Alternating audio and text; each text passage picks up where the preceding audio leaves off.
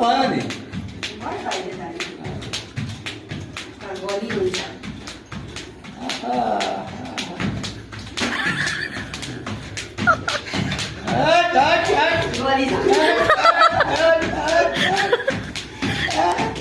किन मुडी गर्दै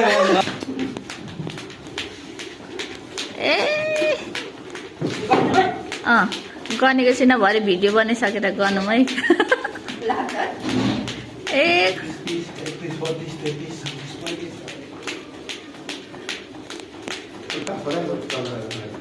म्याडमले सिट जितिहाल्नु भयो नि